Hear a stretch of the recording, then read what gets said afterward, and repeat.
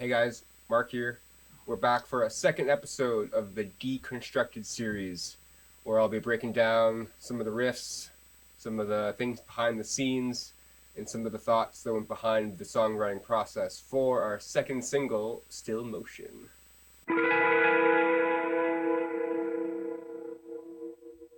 So when I write songs, I like to have a song title in mind to base all of the choices that are going to be made down the line. So whenever I get, stuck in a rut, I can always go back and kind of reference, what does a song title mean? What does the song title want to say? Does that fit with what the song title wants to do? So I had this song title in mind called Still Motion, and I really liked the oxymoron of the title, or whatever magnetism is sort of between those two words. Like stillness implies the lack of motion, and motion is kind of like the lack of stillness. So both of those seem to have this like magnetic effect on each other. And the sort of core inspiration from this was when I wrote the song back in 2019. I was really beginning to meditate on a regular basis. I had read the autobiography of a yogi for the first time, and that was super inspirational. And I think really since then, I've really been writing songs about yoga, the yoga tradition, the meditative states. So at the core of this song is this idea that when you really get still, you find that stillness inside meditation. There's this like push and pull between, you feel like there's this like inner expansion where you kind of lose sense of like where your mind and where your body are, but at the same time you're kind of grounded and rooted in your body that's being still. So that was kind of like what I wanted to try to capture with this song. So for the theme riff, it's a mixed meter riff. Not something I would have done intentionally, but just the way it happened. I had this motif that's based in groups of three. But the main groove is just centered in four. And then just sort of compounded that outwards. So the structure of it's going to have the A phrase with the first tag. That's going to repeat twice, and then I threw in an extra little 2/4 thing midway through, because I figured, there's already enough time signatures going around, why not throw in one more weird one? And then the phrase ends with the full extension of that motif, which is also how we start off the song, something that we had figured out during rehearsals. Let's check that out.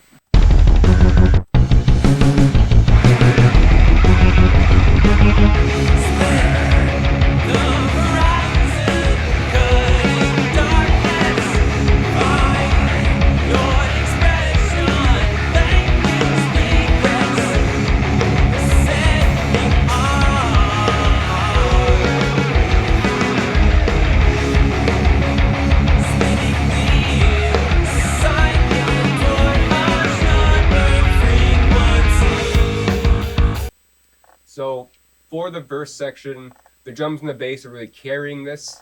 The groove is outlining two chords, so like an A minor to F major. Let's hear that drum and bass groove.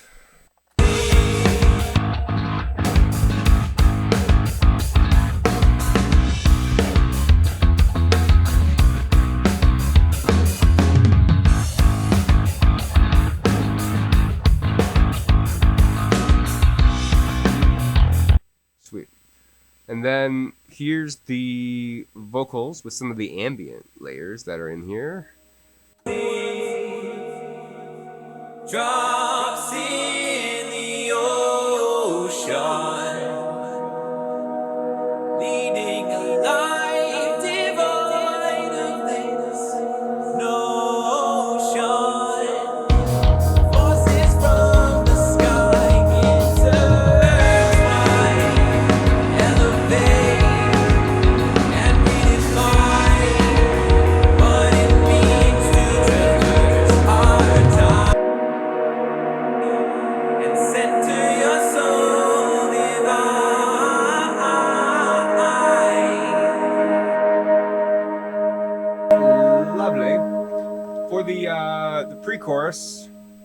the main thing here was to set up the chorus, which is what a pre-chorus does. But one effect you can use compositionally to create this sense of anticipation is any sort of rising pitch. So the idea here is an ascending chord progression.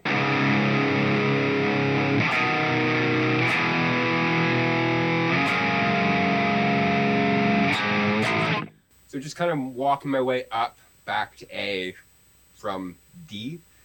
And then, like in the last episode, I love these Alan Holdsworth type chords. I've heard them called chord scales. It's basically just like playing up a scale, but you stack the scale in different ways across the 4 strings.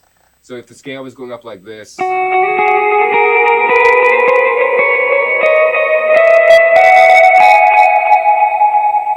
I just kind of found a voicing I liked initially. Maybe it's that voicing, and then you just kind of go through every note.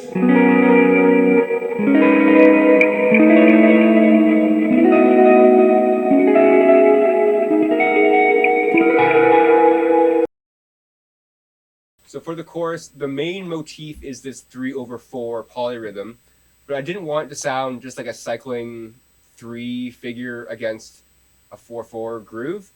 So I was trying to figure out how Tesseract would kind of construct these riffs, where there's a very complex rhythm pattern, there's a lot of melodic motion, but they're still outlining like some sort of harmony. So that was kind of the main goal, and it's really just the same 3/4 polyrhythm, but it's just sort of displaced in different spots. And I went back to that same chord progression, the A minor, the F, but then just found melodic notes to kind of like weave in between the chords to have it have more momentum, to have more motion. So here's that chorus section.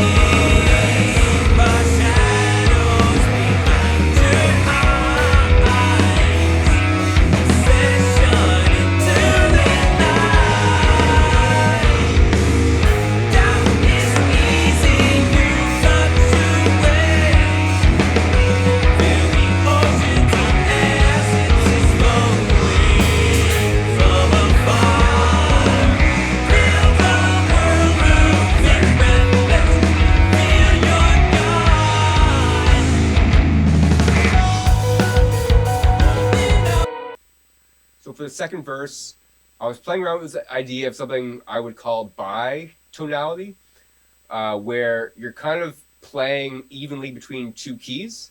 So in the intro of the song, it's centered in the key of D. So the main phrase would be the D chord going between these changes.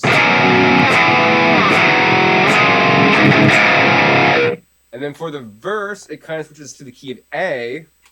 So you got the A minor and the F. And then the same happens for the chorus.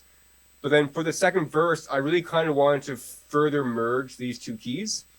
So the idea is that in the key of D, in the key of A, there's some chords that overlap. But then there's the odd chord here and there that's going to be the outlier. So when the verse starts, we're centered in the key of A.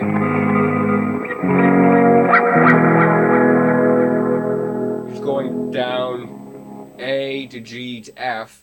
But in the second half, we're going to kind of switch into that modal interchange kind of thing, where we're in this split between the key of D and the key of A. So we're in A minor. Then we're going to go to B flat. Which is really, you call that like the flat 6 of D. And then we're going to get F to D.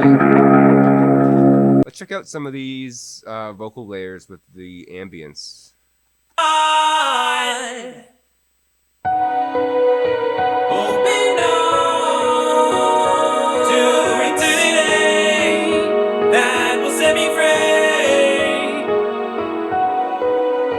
Open heart to the harmony.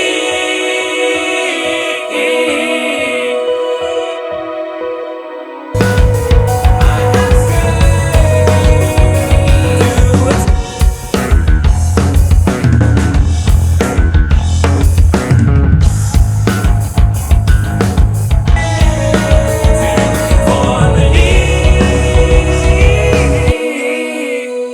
That's probably like the best harmony right there. Check this out. I will fade to conformity.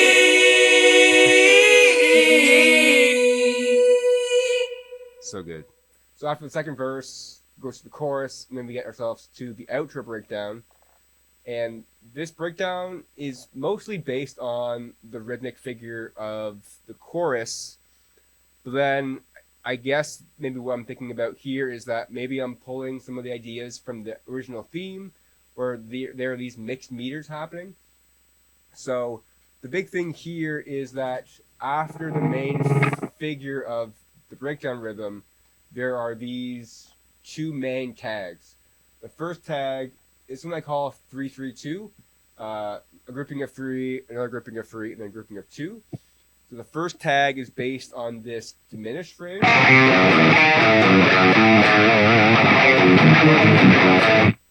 So that would be...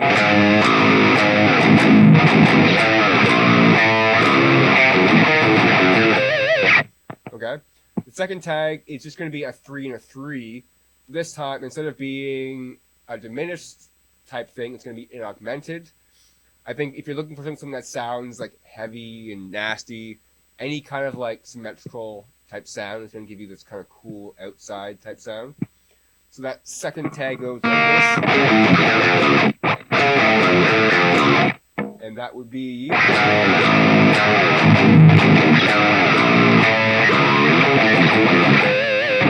Alright.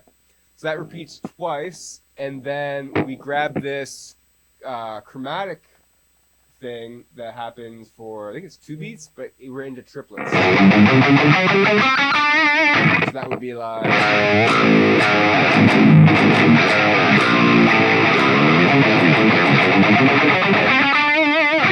Alright, and then the last part, we're just chugging the same rhythm, maybe with some fills, and then just some different articulations.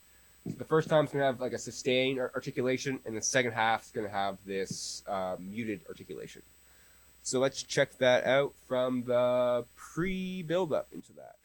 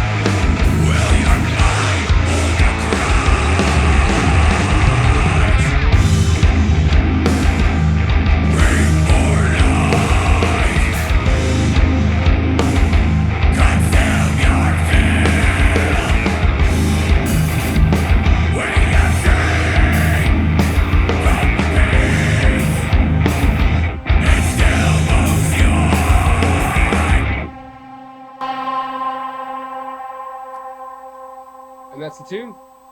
Thanks for watching. We'll catch you guys next time for another episode of Tunes Deconstructed from the upcoming Auxesis EP. Thanks, guys. See you later.